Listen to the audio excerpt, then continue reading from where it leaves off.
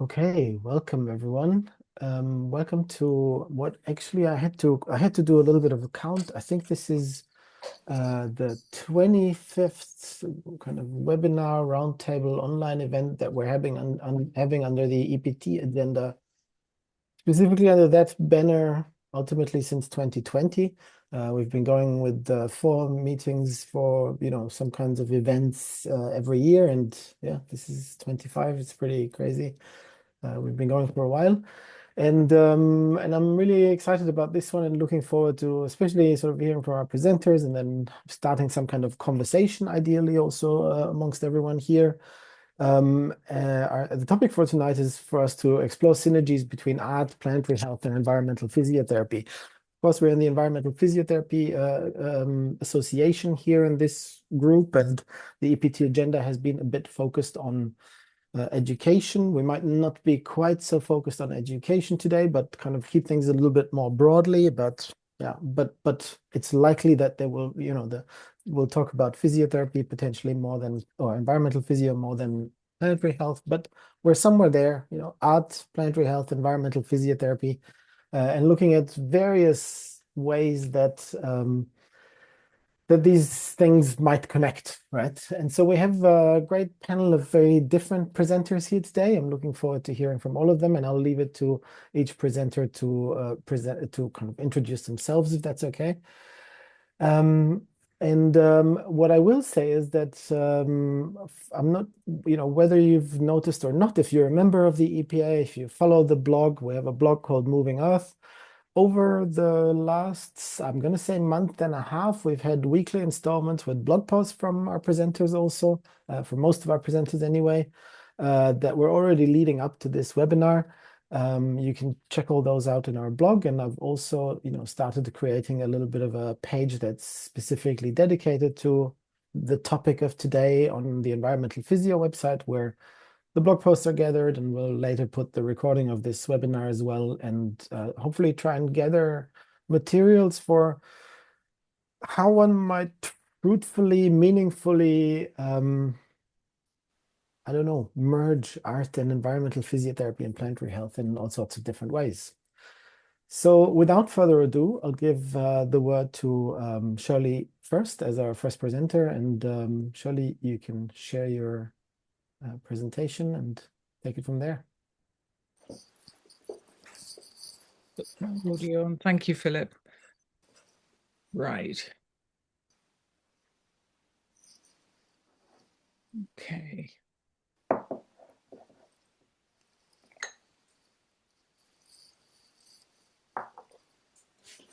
Okay, so firstly, thanks, Philip. We have Shirley, we have some slightly odd, how am I going to say, like kind of blackish, grayish boxes on parts of your presentation at the moment. I'm not sure where those are from, but we did see the main sort of like the center of your PowerPoint.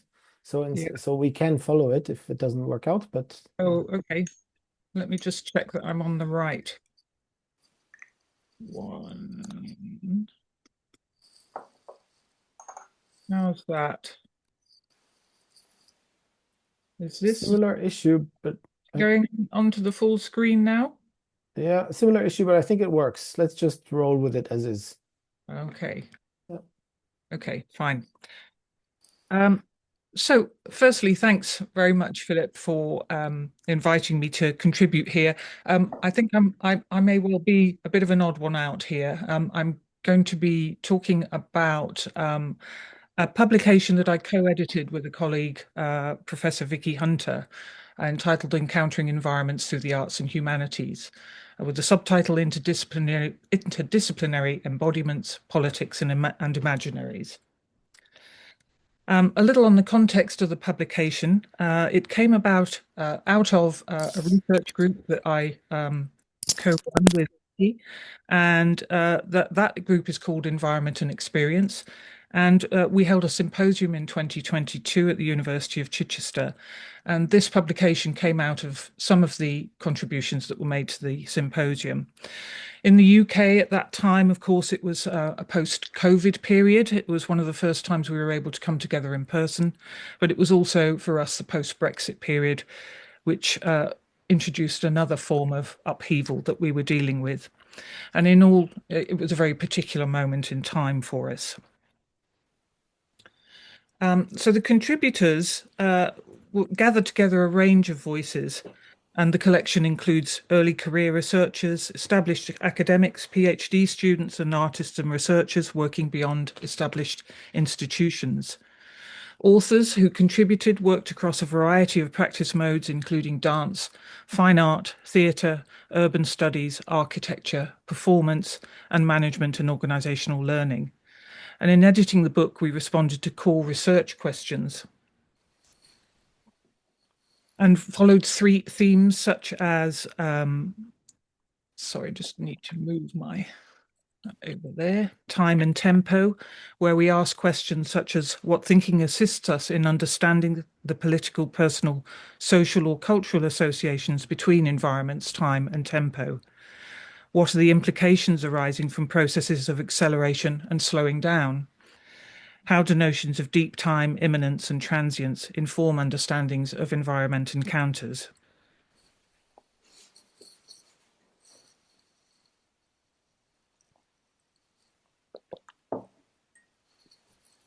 In relation to the theme of poetics, imagination, inner and outer landscape dialogues, we asked how do we imagine and provoke poetic dialogues between environments, humans and non-humans?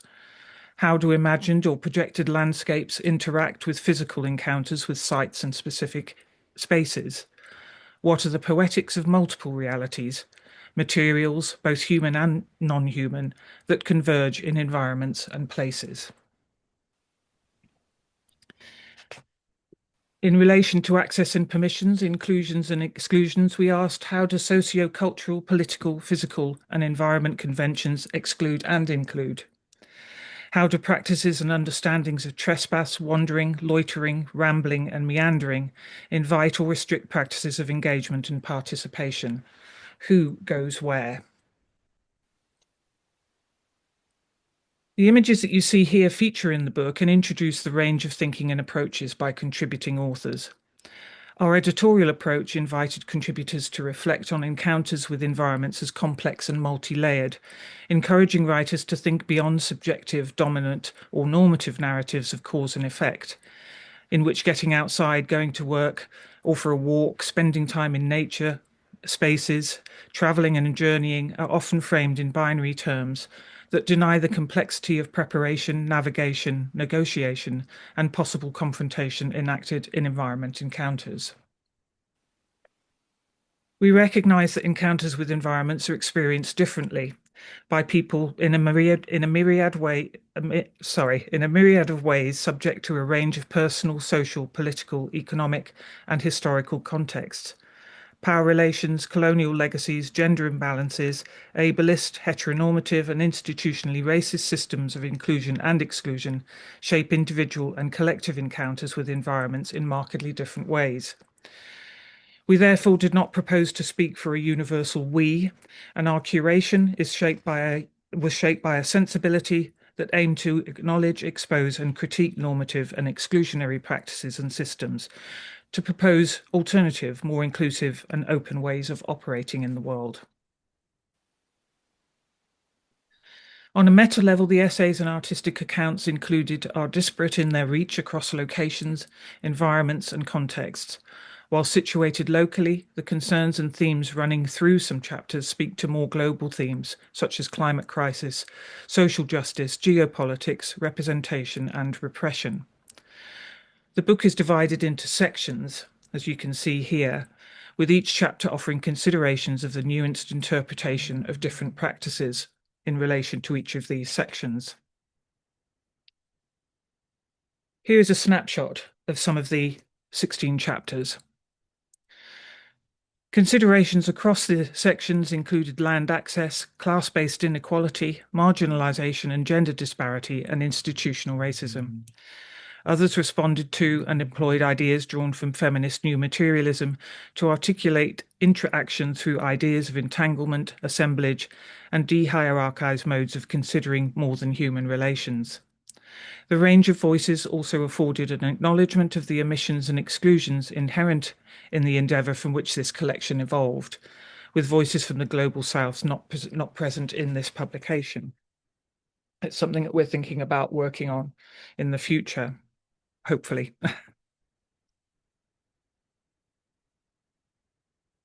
Chapters also recognised emerging themes of research that reflected the growing awareness and significance of ancient and pre-existing knowledge-making systems as forerunners of new materialist and animist modes of research.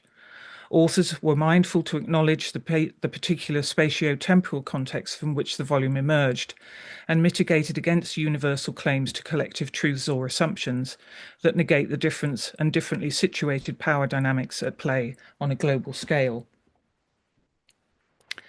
The editorial shaping of this collection was further informed by perspectives from the arts and humanities that champion the multiplicity of space and place and the assemblage of relations that operate in and around environments.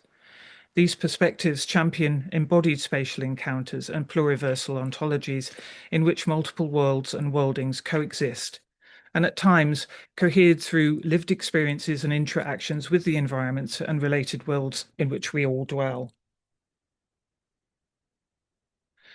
The interdisciplinary ethos underpinning the research conference from which the writings emerged aligned with post-qualitative, post-disciplinary approaches to research that challenge established Western approaches to academic and disciplinary divisions. The resulting cross-fertilization of methods, ideas, and conversations between researchers and across institutions challenged hierarchical disciplinary conventions and manifested what Deleuze and Guattari define as, and I quote, lines of flight, end quote, where provocations construct and inform rebellious research. The collection therefore offers a series of lenses, tools, and critical approaches through which readers are invited to devise their own methods and approaches and consequently develop their own critique and expression, potentially leading to further critical and divergent modes of thinking, doing, and being in places and spaces. Thank you. Thanks, Shirley. Much appreciated. So you can then unshare. Thank you.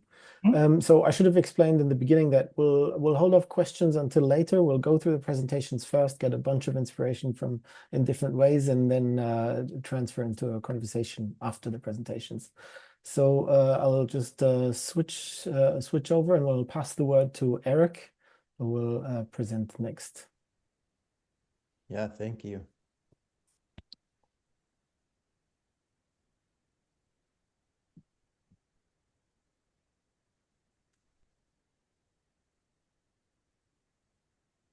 Are you seeing my full screen or no? We're not seeing the full screen. We're seeing the whole, what is it? Yeah, no, yeah, that's good. Okay, great. Thank you. All right, so thanks for having me, and thanks for hosting the conversation and this whole blog series. And it's really fantastic, and it's a wonderful place for my worlds to intersect, and so it's fun. And my name is Eric Robertson, and I'm in the United States. I am an associate professor and director of curricular innovation at University of St. Augustine, and I'm also the co-founder of Brainsmith, which is an education company within physiotherapy.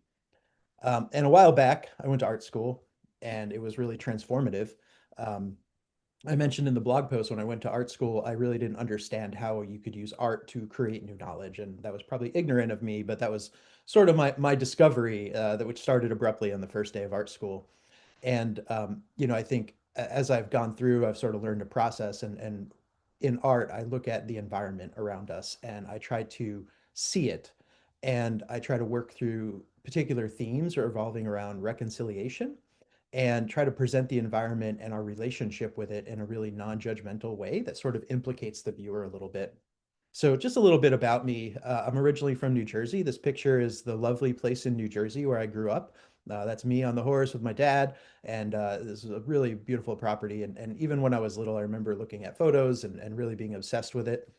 And for a while, I just took a bunch of photos. And then my journey in photography started, kind of seriously, about 12 years ago, I'd walked into a store in Berkeley, California, and there was a big 8x10 large format camera. It's kind of the kind that you put the camera, the cloth over your head, and it takes $70 to make one exposure, and I was into it. And I suddenly could make really good photos, and I got technically proficient, and then I was kind of confused about, well, what's the difference between art and a good photo? And that's what drove my inquiry into art school. So, throughout my whole entire life, I've sort of been grounded in the environment. And so it isn't too much of a surprise that that's sort of where my photography landed. This is a picture of where I grew up, another shot of it. And you can see over here, this is our property that we grew up on. I was right next to the Appalachian Trail. There was an old dairy farm and they owned all this land here. And so for me, this was like the land of great exploration. This is where I would go hike with my dad and I would explore the world. And it was like this universe that at the time seemed endless to me. But I think it instilled in me a sense of exploration of the environment around us. And so that's sort of why I'm showing this. Please ignore the blasphemy of the solar panels that they put up. That used to be beautiful corn that we would sneak into the field and steal all the baby ears of corn and eat them. So yeah. I mentioned reconciliation, and it's probably helpful to define that just a little bit. Reconciliation is a defined process that repairs harms between groups or between individuals. And, art can be part of that creative process to understand perspectives and reframe issues and symbol management. And reconciliation is highly individualized between groups of people or in an individual, but it sort of goes through like a specific process, which is reflection, acknowledgement, negotiations, reparations. Well, I've highlighted acknowledgement because I think this is literally as far as we can get. Maybe it's reflection, but it's so hard as an individual to repair some of the systems of environmental catastrophe that we face. So I think in reconciliation, I'm looking for just this acknowledgement, right? Not even a negotiation so far. So I want to start showing some of my images and give you just some ideas around them and around the work that I do. So this is a picture of the Kennecott smelter. And this is a smokestack that's involved with making the air clean. This is a good smokestack. It's a copper mine outside of Utah. And this photo looks a little funny. The reflection is a different color because it's an infrared photo.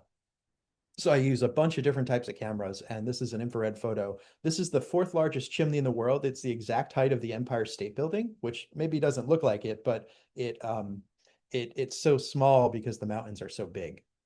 But it's really wonderful, and it removes all the sulfur from the copper mining. So this is a symbol of cleanliness in the environment, if you will, and they built it so tall to clean most of the stuff. So this is a really nice thing.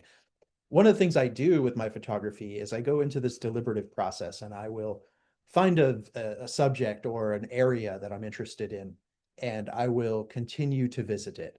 And I do that. I did this with the smelter. This is an installation that I had put up at one point, and you can see I've taken all sorts of images of this smelter, right? I had the infrared image, I did the large format, I've done some drone photography, some regular digital and print photography. The one that I'm most proud of is this one in the center here. This is a picture of on top of the smelter, which was a very scary drone experience, and I got really afraid, but probably was illegal, but we're not going to talk about that.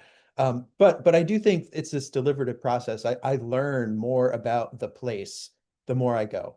And sometimes I will go and I will write and I will read, and it's this reflection that helps me understand the thing I'm trying to communicate with my photography.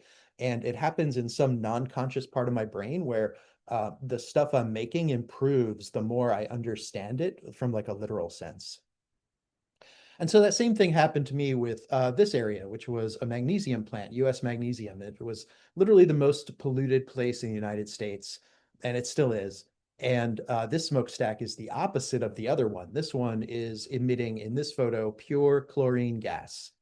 And at the time that this plant was operational, it emitted about 100,000 tons of pure chlorine gas every single day into the Salt Lake Valley, which is why if you live in the Salt Lake Valley, you have a life expectancy that's about 4 to 6 years less than everybody else in the United States, which is really sort of stunning. They've shut this plant down mostly because they're running out of water, not because it was a good idea, right? They're running out of water because the Great Salt Lake is shrinking because it's evaporating. So this was, kind of a little bit of a scary photo to take, because if the wind shifted, then again, so there would I. I've also revisited this site quite a bit. I read there's a Superfund report. If you don't know what Superfund is, that was a program started in the 80s to clean up really disastrous environmental sites in the United States. And so there's like this 9,000 page Superfund report of this US magnesium plant. And when you go there, you know, at first I went there, I was just overwhelmed by these pictures and images. I didn't know what the heck I was looking at. And I you know, would learn and read this report and go back and understand more. And, you know, so there's this slag on the bottom. It looks like this weird moon rock, but it's like this, what's left over after this electrolysis of the water. You know, there's this melting pond, you know, where they're evaporating the water to make the magnesium ions. And then this, you know, there's a couple of pictures here, these three on the top and on the right. It's all pictures of what they call the main ditch. And the main ditch is just where they leach out whatever contaminants and acids they've used, like right back into the environment. And it's kind of crazy, but it's also beautiful. And I try to image that beauty in a couple ways. And that beauty, I think, tries to implicate the viewer. The other thing I do is when I printed these, I worked really hard to find a printer that printed on metal that I could source directly from the plant. So the magnesium alloy on the prints itself came right from the plant, which was not an easy job. And some of the metal manufacturers were like, who is the crazy artist calling me right now? But that's what I did. And I found that I really understood this place really well. Here's a detail photo. I have this printed at 60 inches. And if you were ever to see it in person, you would see like very sad little footprints of birds that cross it for a period of time and then stop. So it's a little hard to see. It's a little like you don't understand what it is, but it's literally just refuse from this industrial process. If you're reading the blog post, you might have seen this cow attempt and subsequent failed birth, unrealized twins. This is in the same place in the earth. It's a spot in Utah called Skull Valley, and Skull Valley is bordered on the top by US Magnesium.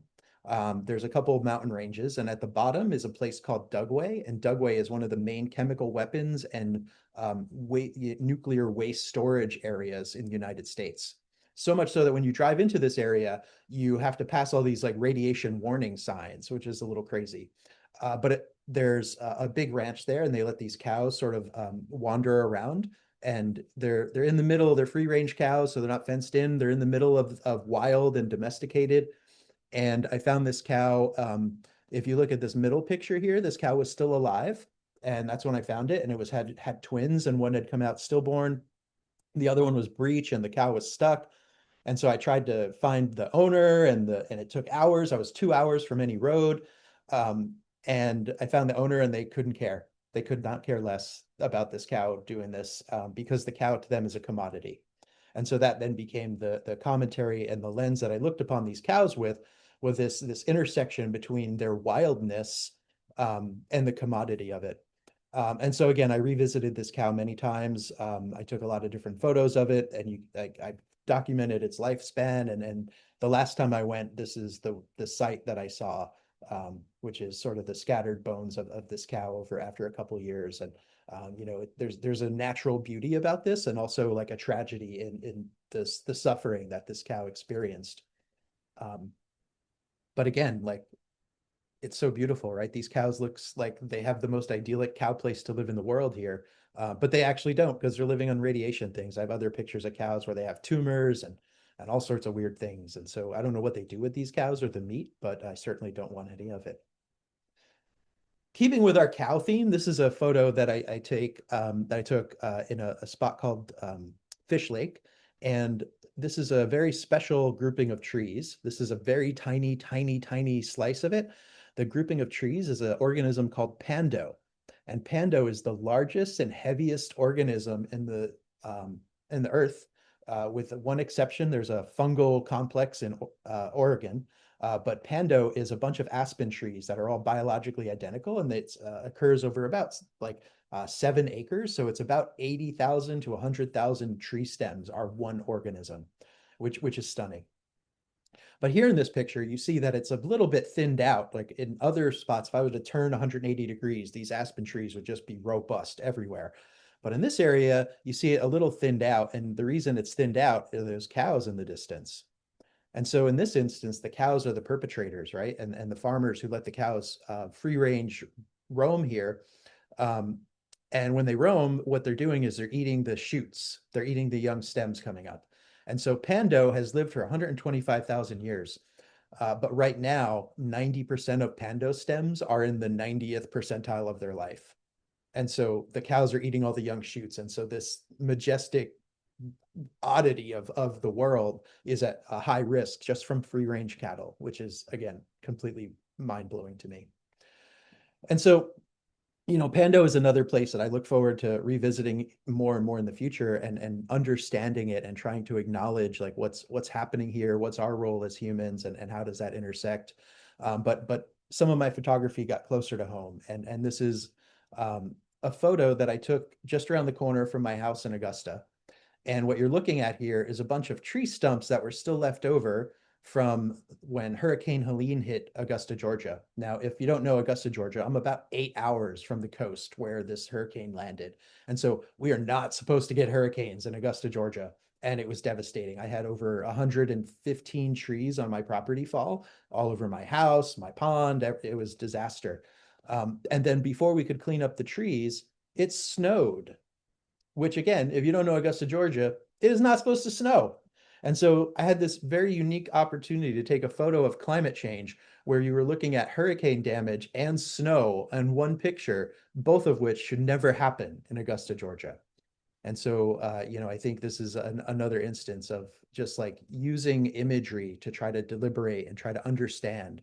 And in that sense, that's my connection to physiotherapy, is like you use tests and measures to deliberate and to understand. And for me, the camera becomes like a test and a measure. And then I supplement that with the emotions and the way that I want to present it. And so that's the pictures for you today. Thank you. Thanks, Eric. That's great. Well, we were going well over time with each of these presentations already. Fingers crossed for the next presenters to hold the time a little bit differently. But I'll pass the word to Jane next. Jane, you can unmute first and then and share your screen.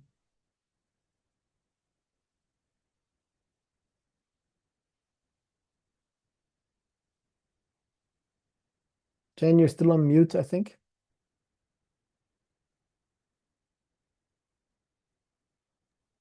Now? Yes. You can hear me? Yeah. Is it showing the full screen? Yes. Yeah. Okay. Yeah. All right. Thank you, Philip, for having me here. And yeah, thanks to everybody else for this opportunity.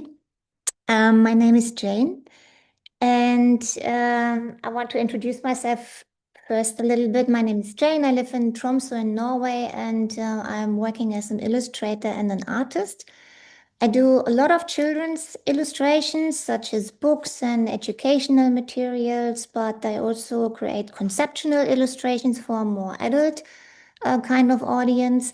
And I work digitally, but also traditionally. Traditionally means that I use hands and I draw on paper using graphite or color pencils or watercolors, which I make myself from natural materials. I find rocks and plants and clay, and I turn everything into colors. I also recently became a member of the European Geoscience Union Working Group, the EGU. This is the largest geoscience conference in Europe. And within that group, we will develop art science offerings for this conference. And this is a very great opportunity for me to join this group. What I want to show you today is actually how illustrations can support what you want to say to different audiences. And I'm using here examples related to the environmental physio associations, which I created over the years. I thought I would start by showing you the process of creating the logo of the EPA. My idea was to create a word mark with a strong graphic approach, which is minimalistic but also modern. using colors which represent humanity, the environment, and research communication. And I chose this orange, the green, and the brown for that reason. And I also started to transform the initial letters, the E, the P, and the A, into strong and thinner graphical lines to create a feel of movement, but maintaining the outer shape of the letter, which turned into this logo, which you all know, combined with the colors. It became a strong, bold, and I think inspirational logo. And I think this all started in 2019. When the EPA started, a central argument was that physiotherapy can seem quite far removed from the environment, and this is what the EPA wanted to change. So for this reason, I created this animation, which was used in the first blog post, but also in additional presentations about the EPA. And in 2020, the EPA developed the EPT Agenda. And because illustrations are easy to understand and they attract more attention, we decided to use illustrations for the website and the ebook, which you can see here. And for the ebook, I also, and in general for the EPT, I developed also a logo by using the colors from the EPA. And the concept of these graphical lines, but I use it in a bit more an abstract and fun way to create a fresh and youthful and more eye-catching visual identity combined with these illustrations. This poster project originally started with a group of students and young physiotherapy students in Germany connected to the Health of Future organization over there. And the posters were designed to help practitioners reflect on their own practice and support conversations about the environment and physiotherapy with each other and with patients. And I think these posters are now available in 10 different languages. I'm not 100% sure, 10 or 12, which is a lot, and it's great, and there are coming more. And 2023, the EPA published an article titled Essentials, I have to read this one, Essentials for Sustainable Physiotherapy, Introducing Environmental Reasoning into Physiotherapy Clinical Decision-Making. This one I have also supported with an illustration showing the environmental footprint of healthcare practices. And I think this illustration shows really beautifully how you can tell a story without using any words. In 2021, a volume of physiopunk stories was written by some physiotherapy students at the UIT here at the Arctic University of Norway. And that was as part of their learning about public and planetary health. The students' task was to write fictional stories about the future in which physiotherapists work directly on social and ecological challenges. And we wanted to show how radically different this approach is for physiotherapists. So I created a very loud visual using bold colors and illustrations. In 2022, the second volume of stories was open for submissions to healthcare students and professionals from around the world. And I created an illustration of a grandma to show that future thinking should not forget the wisdom of the past. In 2022, the second volume, that was 2024, the HealthPunk website was launched, and I also supported this with a very strong use of illustrations to increase the visual and imaginative aspect of health. Mid-2022, I think, a HealthPunk special edition was launched in Germany. So this is not in English. And for that, I created also an illustration showing a physiotherapist moving away from old traditions and leaning towards and walking towards the environment. This is also a very nice story, which this poster and cover is telling. At the end of 2025, the third volume of Health Punk, Volume 3, was launched. And this time it was focusing on occupational therapy and science. And in this case, I wanted to visualize the focus on everyday occupations and highlighting the fictional aspect of health punk writing. With all this, and I'm actually at the end of the presentation, my one is a little bit shorter. I wanted to show you examples of how design and illustration supports what the EPA and related project wanted to communicate to different audiences. And I also believe that visual elements like these can be really helpful in science and in storytelling. And that was the end of my presentation, and I hope it was interesting for you a little bit, and it sparked some ideas for some of your projects. And thank you so much, Philip, and everybody for having me here tonight to showing this little insight. Thanks, Jane. You're welcome. Thank you. Lovely. And we'll pass the word to Freya. Hello, I'll just share my screen. Mm-hmm. Right.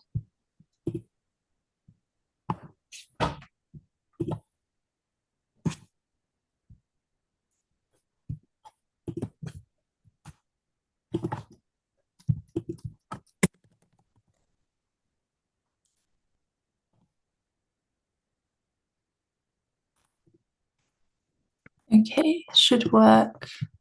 Let's hope. Okay. Can you see that? Okay. Yeah, that's good. Perfect. Well, thank you for inviting me to talk as well.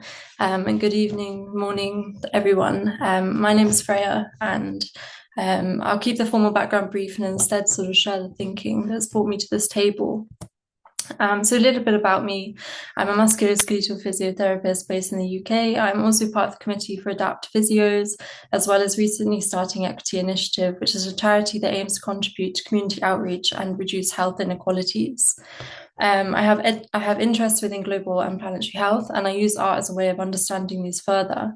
My professional life centers on the human body, its mechanics, function, and pathophysiology.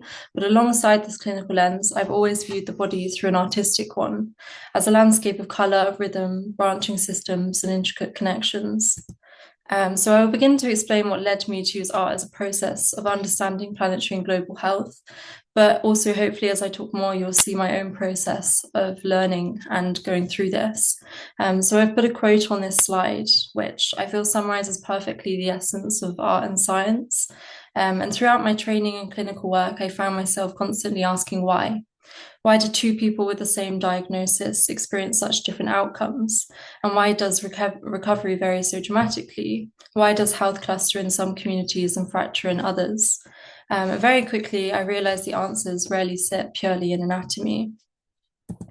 So working in Oxford and training in Nottingham, I saw clearly that health is not shaped by genetics alone. It is influenced by geography, environment, socioeconomic status, even your postcode. And the health gap isn't abstract, it's a lived reality. Where you grow up, the air you breathe, your access to green space, the stability of your early years, these are not peripheral factors, but rather foundational. And on this page is an early piece of one of my works that I did, symbolizing that one hand in life, you have opportunity, good access to healthcare, and the other hand empty, portraying those who don't have the same opportunities regarding all factors that negatively contribute to poor health. So during the pandemic, this curiosity evolved into an artistic exploration of borders and connection, and evident by this canvas piece of work that is currently on this slide. This is a project called Places and Spaces. I worked with oils and cartography, mapping human movement and separation at a time where global interconnectedness felt both fragile and undeniable. And if I break down this piece of work, behind is a machine-stitched hand-drawn map of Oxford, where I grew up, and then an oil-painted face blending into the map. This symbolizing our identities being influenced and linked with places. The hands then reaching out across the map are machine stitched, depicting the connections, the relationships that we have across borders and places. And at that stage, my work centered on sort of anthropocentric ideas, human systems, human disruption, and human experience. But over time and working clinically, my perspective shifted. So I began questioning the Anthropocene framework itself, this idea that humans sit at the center of the narrative. And instead, I became more interested in the entanglement, the deep interdependence between human health and planetary health. So I began to explore different theories and hypotheses such as stress reduction theory, attention restoration theory, biophilia hypothesis, and inclusion of nature in self. And I also found research papers and then turned them into these art study pages, which are on the slide, including looking at one particular research paper, which was called Planetary Art Beyond the Human and Rethinking the Anthropocene. I began to ask myself who has access to nature, who benefits from outdoor space, and who feels safe within it. The environment that we grow up in does not just shape our identity, but it shapes our physiology. And so my work now explores the inseparability of our bodies from the ecosystems around us. Visually, I investigate this through patterns, colours, and structures, the branching of leaves alongside vascular and arterial systems. And when you look closely, the similarities I find are quite striking. The same sort of logic, the same distribution networks, and the same sort of flow systems that they both have.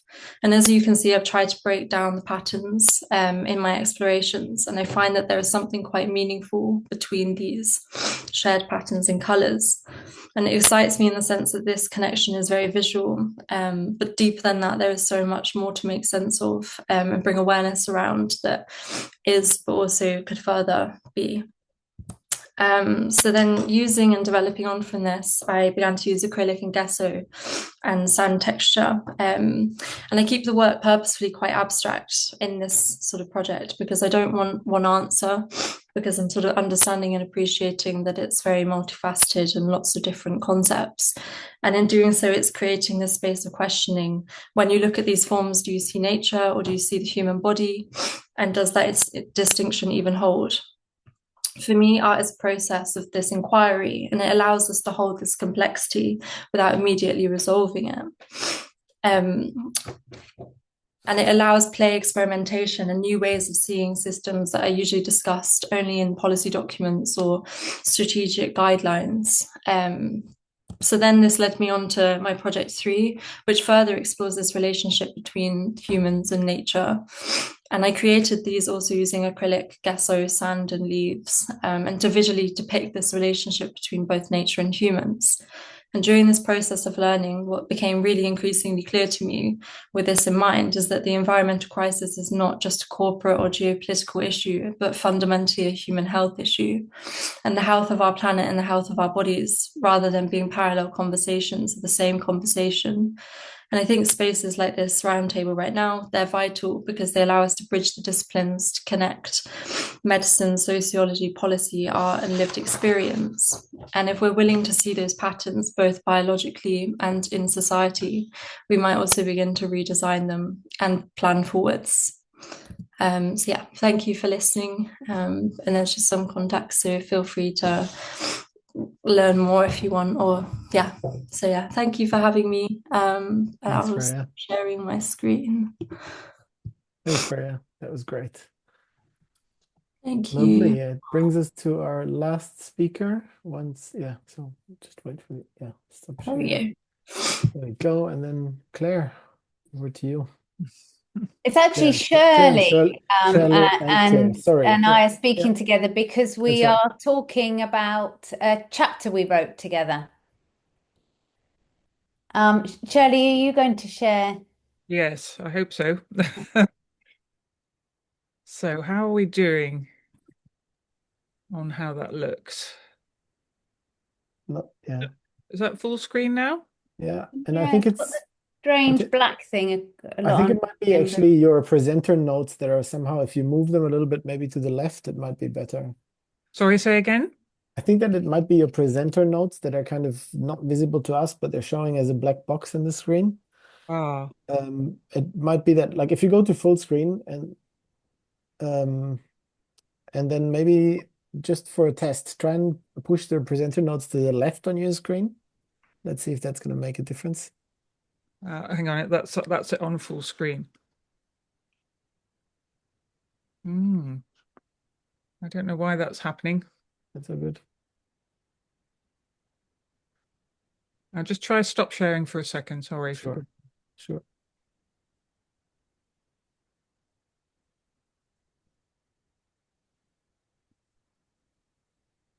Let me try again. Sorry.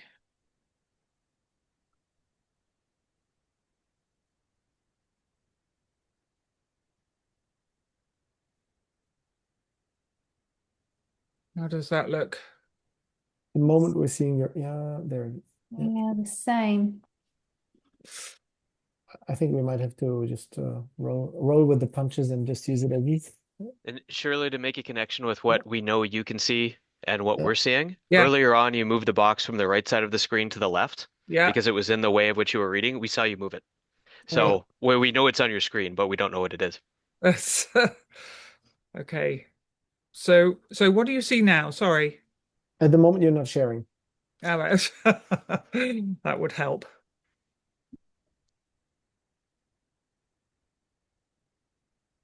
Sorry, this all worked perfectly before I tested it. So good.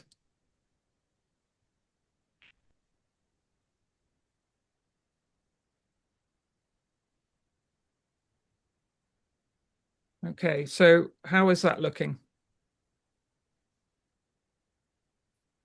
So, I mean, we can see the slide. I'm not sure if you're already on sort of if you've put it on full screen or presenter view, essentially. Yeah, there we are. Let's just use it this way. I think it works. Yeah, okay. We're seeing the majority of the slide. Yeah. Okay. Yeah. Okay. Let me go back. So, okay, Claire. So if Shirley and I are talking about our chapter on the latest critical anthology in physiotherapy on art as a deterritorializing vehicle for a nomadic physiotherapy.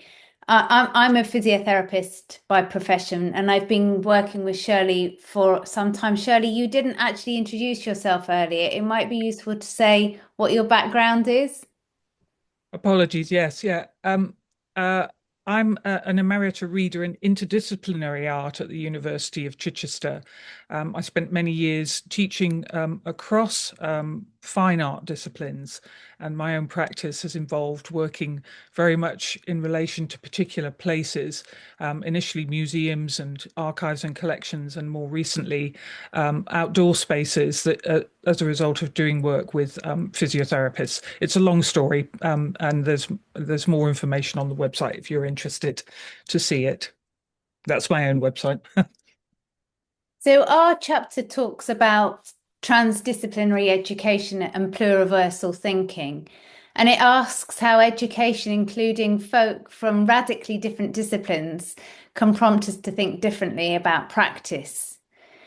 And we talk about the legacy of such a biomedical perspective and positivism in physiotherapy, and how there's a dominant search for one truth in objective measurement. And yet alongside this, research also shows how some physiotherapists find it so challenging to work with uncertainty. And that's quite different to art practice, isn't it, Shirley? Yep. I think it is to a certain extent. And I think for artists, there is very much a willingness to embrace uncertainty and ambiguity. And it's part of the process of engaging with materials. And I think in art terms, practice-based research is about finding out. It's about following the materials, about the artist and materials coming together and embracing different ways of working. Now, we're not... Sorry. And I think in that process, recognizes the impulse to follow unexpected avenues of thinking, and that is done very much in response to the materials that you're working with. we're not necessarily suggesting that physiotherapists do art in their education, but use art to question what might be taken for granted. And art offers us examples that disrupt assumption and entrenched positions. And in our chapter, we draw on posthumanism. For instance, we use the work of Rosie Bredotti, who talks about artists' acceptance of uncertainty. And she says, and I'll quote, "We learn to think differently about ourselves, to see what might be a predicament as an opportunity, and to think critically and creatively about who and what we are actually in the process of becoming." We propose that by adopting some of the uncertainty embraced in art practice can be a catalyst for questioning physiotherapy identities and a means to challenge conventional thinking about who we are and how we define ourselves. So art has been very much a medium for our discussions. That's discussions between Claire and I initially, and then alongside the rest of the group as we came together as part of the Post-Human Walking project. This was an example of where Claire and I visited an Abakanovic exhibition in London a few years ago, and sparked lots of discussion between us. And I think in the chapter we suggest that readers follow links to a variety of artists such as Jenny Saville, Lucian Freud, Mona Hatoum, Guardarama, all of whom who work in ways which question depictions of the body and conflicting notions of perfection. This speaks to the notion of a becoming physiotherapy. And in the chapter, we talk about physiotherapy identity and how it's in some ways rooted in enlightenment thinking. And for lots of physiotherapists, they have a very static notion and a fixed identity. And again, we draw on posthumanism, asking where movements in physiotherapy practice are possible. So we adopted an ethos from the outset of embedding the walker partners within the research process very much, and questioning notions of power and knowledge within research methods. And we used the familiarity of mobile phones to normalize data collection. And from the outset, we sought very much to reassure walkers and the researchers we were working with that there was no aesthetic expectations at all, and that we wanted to avoid any anxiety about competence or skill. So we were very open to what was being captured and how. And in the Post-Human Walking project, initially the physiotherapy academics accompanied the walker partners, and we were asking them about their pain experience and how it resonated with place and space and landscape. But we realized that it was us that was directing the questions to pain and bringing that focus to pain, clouding emerging relationships between walker and place. And the walkers really took on the movement of the project and ended up walking on their own. And when that happened, we really saw the landscape became more central. And at time, we lost sight of the pain altogether. And that can be seen in a clip of Lena's first film. Hoping you can see this and hear it. I like how I go through this forest of birch trees. It reminds me how in spring and in summer time this is such a lush place, so green and fresh and full of life. Love this stretch. So yeah, I walk this a lot, especially when I still had my dog. I didn't really think about my pain while I walked. I just noticed. I like how I go through the...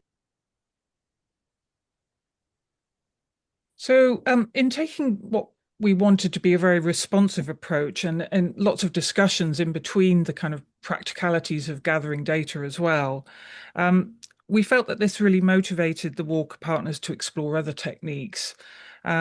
And it led them to capture all sorts of qualities about their environment, such as sound, the surface of places they were walking through, and their own movement within their environments.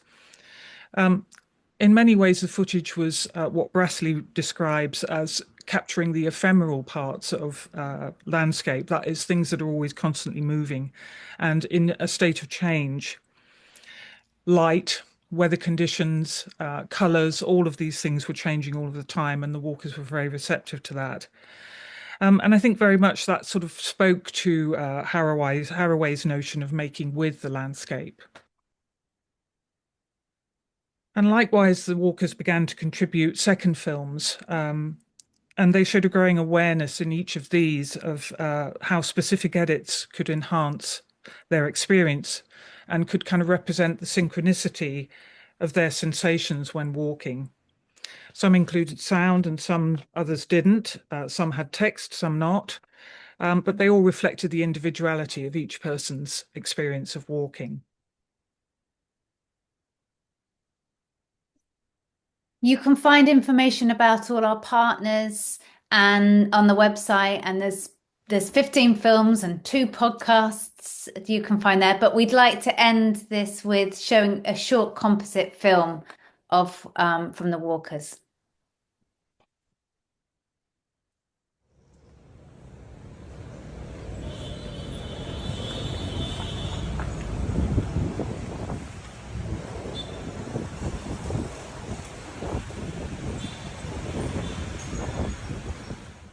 I think what's kind of nice about being outside is that I can kind of concentrate on the surroundings more than my pain.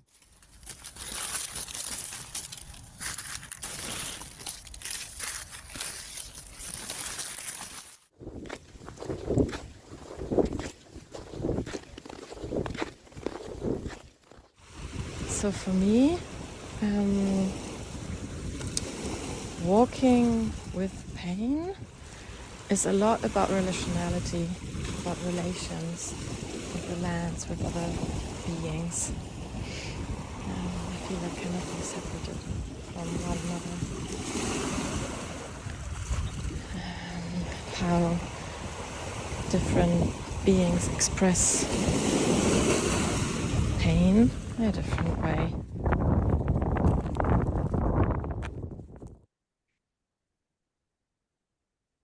Thank you very much for inviting us to speak and for listening. And here are just some links to various websites involved in the project and other work that we've been doing. Thank you. Thank you, Shirley and Claire.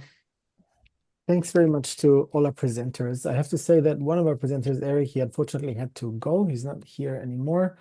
Just because the presentations were a bit longer, but I wouldn't want to miss any of those minutes. I think we're gonna kind of flexibly change a little bit how the rest of the session might go.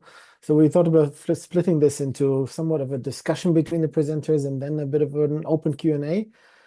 But I want to switch it up ever so slightly. I had a few questions that I wanted to bring to our presenters, and I'll post those in the chat here, and I'll just bring those questions to us. And then I'll invite all of you that are here. You can join in with your questions of your own, and maybe some of the questions speak to you. But as far as just taking this back to Shirley, Claire, and Freya and Jane, some of the questions that I come into in this field are the ones that I just put in the chat here. So the questions include what kind of added or specific value, and I think actually, sorry, before I go into the questions, I should say that I think some of your presentations actually spoke to some of these questions already, but maybe it's more a matter of, is there another way to say it? Can we kind of like bring it together in different ways and just sort of add clarity if there is any? So yeah, one of my questions are, what added or specific value does art add in the context of planetary health or environmental physiotherapy? Also, actually, how might one get started using arts-based approaches in this particular context? And what challenges might one encounter along the way when trying to, take arts-based approaches into planetary health and into environmental physio? And then ultimately, sort of like the potentially biggest of, I don't know, they're all quite big questions, but how might art-based approaches inform, enhance, or even change environmental physiotherapy, planetary health, education, or research or practice? Those are my questions. If let's say any of the from the presenters, if any of those questions speaks particularly to you, you're welcome to start the conversation. And then people are welcome to join in with their own thoughts and own questions. And yeah, we can use all the usual Zoom tools, hand signs, messages in the chat, whatever works. So feel free to courageously jump in. Shirley, because you're the one that's unmuted at present, is there any of these questions that speaks to you that kind of elicits an immediate, like, oh my God, you shouldn't be even asking this? No, not at all. No. I think the fourth one, I guess perhaps some thoughts on that, and I think we spoke to that a little bit in the presentation about the post-human walking project, that we were really keen to kind of allay people's concerns about being involved in something that they saw as being creative or arts-based. And often I've found when working with people that they quite often come to a process sensing that there are some sort of expectations on them in terms of skill or ability. And I think, ironically, certainly what my own approach to that is really interesting, is to, what I'm most interested in is to find out what they have got to say rather than having any expectations, because it's the way that people articulate their thinking visually is really fascinating. And so I think if you can make that kind of that transition into using creativity as easy and as open and as flexible as possible, then that gives people a voice. And I think the projects that I've been involved in a number of times, it's what's always come across and what people have always said in response, participants have said in response, is that they feel that they're being heard by being seen. And it's their individuality that's given a voice. And that's what seemed to be enabling for them. I don't know, maybe Jane and Freya, maybe you likewise. Yeah, I had actually a thought about, but this is maybe going a slightly different direction. There was, I think, something in Freya's presentation and Eric's presentation that something that I know that Jane is also very familiar with, but she didn't actually present today. So Jane also kind of creates very different kinds of art and also uses, as she mentioned, I think very in the beginning, sort of natural materials, etc., etc. And I think something it reminded me what Freya and Eric were presenting reminded me of that work that Jane does, which I know also, and it's kind of this process of using art in order to learn about the environment, which I think is a really sort of like fundamental thing and a very sort of like, it kind of brings me to planetary health and environmental physio education. We think we have to come with these, I don't know, numbers and statistics about climate change and this and that, but there is clearly also a different pathway, again, that I thought Freya and Eric were speaking to from a perspective that I also know Jane to work with. I guess I would probably add on to that as well, is that you don't necessarily need to, so sort of looking at how you'd get started, you don't really necessarily need to have a plan or a direction with where you're going. Sometimes it can just be that you have an artist that you really like, and you like their techniques, and you look at them a little bit, and then you see how you can translate how they're doing things into what you're interested in. But I guess going back to earlier on what Shirley was saying, is getting used to the sort of comfort in the discomfort of not knowing necessarily what's going to, I think it was Shirley, I might have got that wrong, but not knowing where it's necessarily going to go, and going with it anyways, and then seeing where it explores and leads to is, I'd say, one of that is the benefit of art in itself, and it's a little bit different to how, say, we might clinically think if we had our clinical brains on. It's a little bit more like work out the diagnosis or differential diagnosis. But there's always these connections and seeing things, and that's a process and it takes time. So yeah, just seeing where it goes and exploring that and being comfortable in the fact that there might not be an end goal or a specific thing that you want to achieve with it as well sometimes.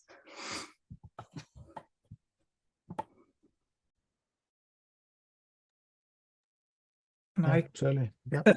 Oh, Jane, yeah. Jane, you're on mute if you wanted to share something.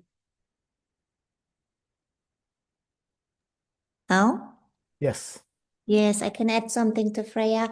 I think it's not about that you create something stunning and beautiful and being the next artist. It's about the creation and the process. And for me, it's also going out to nature and just looking at things, looking at forms, something what is interesting, something what sparks something in my mind, and being out in nature, collecting things which I think are interesting, and then bringing them home and creating something out of it.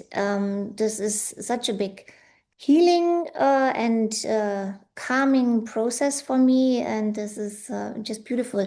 And when I do this with friends, it starts so many great conversations, and yeah, it's almost like sitting at your hairdresser. You share a lot of things while doing art, and I think this is yeah, a beautiful way of healing in a way.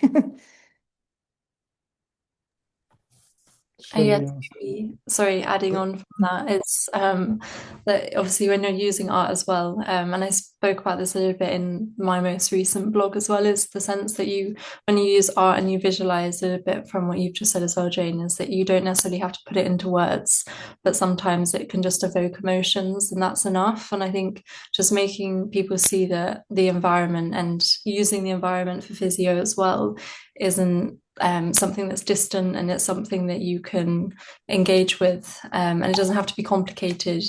You can keep it fairly simple, but just using art to demonstrate those concepts can sometimes make it feel a little bit less overwhelming as well, and it's just accessible for people, which is also quite powerful as well in itself.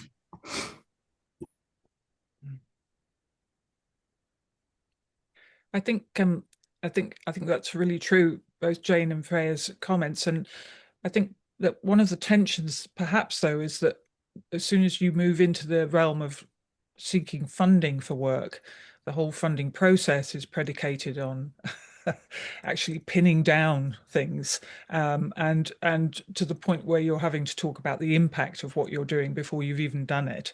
And I think those sorts of things are one of the most problematic things that we have to deal with in kind of getting to a point where there's an acceptance of unpredictability, and that things are learned through that process, that you can't necessarily kind of equate and write down as a series of aims or objectives from the outset. Well, you can, but other things happen. We all know as soon as you start doing work, other things happen, don't they? And those are the things that are valuable and interesting, and often the things that are the most informative and revelatory. I love the question that just came from Emma, because it's precisely what I had in mind just now. Because Shirley, you raised funding as kind of like an area where things can get difficult because we have to pin things down in advance. Well, in education we don't have the barrier of funding, but we kind of come against this other barrier, which I've very much experienced. I brought crafts into my courses, and I get my students as an exam to write science fiction stories. And they just think it's the weirdest thing in the world. And what in the world are we doing? We're in a physiotherapy program, and why are we using arts and crafts and fiction stories, etc.? And it's just this, it creates all kinds of weird situations. Claire, I've seen you nod to this.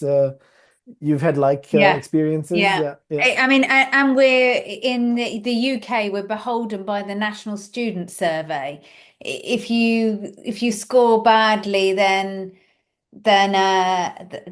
that's a real problem. So actually, we're just trying to make students very comfortable all of the time, and this is disruptive. And you get some really quite challenging feedback. I mean, it's like Marmite. Some people love it, and a lot of people don't. They don't like the disruption. And I'm held by Donna Haraway's words all the time, and I'm telling myself just stay with the trouble. And it helps to have colleagues, I think, who are working in that space that hold me, actually, that like the Critical Physiotherapy Network, people like you, Philip, people like Shirley, that it really, I have to, it's hard work. There's an emotional labor to it, actually, as an academic, because of all the resistance in that space. So really good question, Nina. If you know that, if there's one answer and you can give it to me, I'll take that. Yeah. I mean, Emma, I don't know if you want to kind of expand on your question or your own experiences, but like, I mean, my experience is just also, outright resistance, as you say, Claire, sometimes, sometimes just like, shaking their heads and it's like, what in the world is going on here? I've had the strangest things in this way, but I equally also, like, as you say, Claire, I'm kind of encouraged by colleagues to keep on keeping on and and try and keep going and actually like continue disrupting in different ways yet again. But for me, art sort of it's a very natural tool to disrupt in a physiotherapy context, which in other contexts just actually we also have to realize is totally not disruptive. Like it's just like, art, we do art. And if I think of the occupational therapy students in our program, their access to crafts, like their openness to using crafts and what they do is like it's a different planet than compared to physio students. Yeah. Yeah. I think there are sort of pockets of support. I mean, we were really fortunate that we came across the landscape research group that funded the post-human walking project. It wasn't a huge amount of money, but it was so valuable, and the value of it was that it didn't come with a million strings attached to it. It was given to us to enable us to explore what might happen, and that was probably more valuable than anything in terms of that you have a sort of sense of purpose because you're getting the funding, but it's not tying you up. It's actually allowing you to kind of explore and be and to disrupt, as Claire says. And we moved away from some of the things that we said we'd do, and they were like, go for it. Yeah. It was very refreshing. I think Emma's got her hand up. Yeah, thank you so much for the presentations, all of you. So nice to hear. I was thinking about, is there any of you that has made some kind of collaboration with educators inside campus with the clinical supervisors, like an artwork within a physiotherapy clinic or the hospital, some kind of collaboration? Has any one of you tried that out in order to kind of enhance interest in the supervisors, the clinical supervisors for the topic? We're trying, I would say, is to sort of look at how the post-human walking project can be integrated with more clinical settings, like in persistent pain programs, for example. And we're trying to work how we see how that can be integrated in different ways or adjacent to, not necessarily integrated, in different countries and different settings and with different groups. yeah, so we're looking for those collaborations at the moment, but there are a lot of barriers. Yeah, because I was thinking about, I think I saw some kind of project from some kind of hospital, Sinai Hospital in LA. I think they had some kind of art project where the patients have like an app and they receive like a Fitbit or something, and they go along this art tour in the hospital. And I was just thinking if it could be like, both the collaboration with the educators and the students, but also some kind of communication strategies for the patients to both, walk and have some rehab, but also learn more about the planet and the connection to the human health. So I was just wondering if that would be interesting to do some kind of project within that. I think that's a really interesting point, and a really good question. And I think from my experience, that I think at sort of research degree level, there's a lot of interdisciplinary, transdisciplinary research going on. It's just that the time lapse that it will take for that to sort of filter into being effective within clinical settings, I think will be perhaps take a long time, but there is a lot of it happening, and I think there is more and more recognition of the viable role that creativity can play in all sorts of aspects of treatment, recovery, rehabilitation. So it's a lot going on. It's just actually getting it, as you say, into those work environments. But fingers crossed. Let's hope it does feed through and filter through.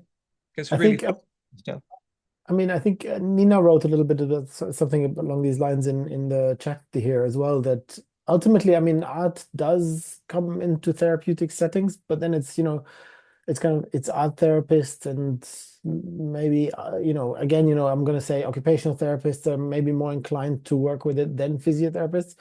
And just from conversations that Emma and I have had several about this now, that, it's oftentimes what we're actually kind of bumping up against is a professional identity issue, right?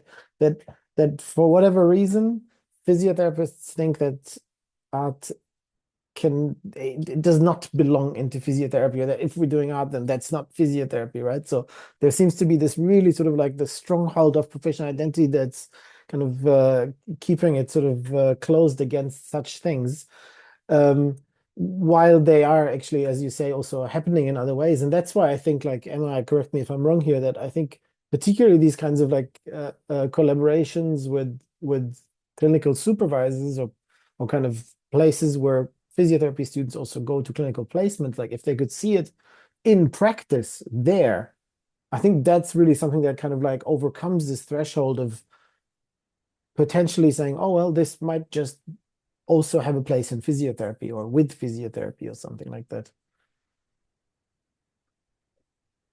Yeah, Shirley. Yeah, sorry. Yeah, I think that kind of comes from both sides as well. It's a really interesting point, because within the arts, having taught art at university, then there is also quite a lot of suspicion of artists who are moving away from the sort of purism of being a fine artist.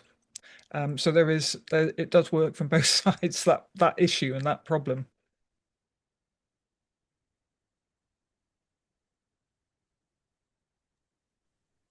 Yeah, I love what you wrote there, Nina. That the mental cages, but luckily the door is open from the outside. It's a very nice way to put it. Yeah, yeah. So it's just a matter of opening that door more and more, and yeah. Yeah, and also, Jane mentioned this in the beginning. She's just joined this new art science committee in the European Geosciences Union, which is a gigantic organization and connected conference to that. And this is the geosciences. It's as natural science and hard science as it gets classically, but somehow also this kind of organization recognized that, oh, hang on, we should have an art science committee because there's something going on at the intersection between art and science that actually is really valuable, even when you're talking, I don't know, earth science and geology and God knows all the things that they're talking about. So, I mean, there's something to be said about, that recognition is there even in those kinds of sciences. I guess we're still working on working it into physiotherapy,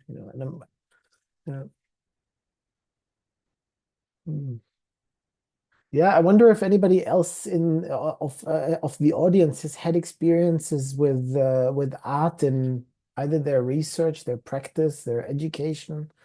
It would be lovely to hear if that was the case, if there was any kind of examples of things that people have experienced.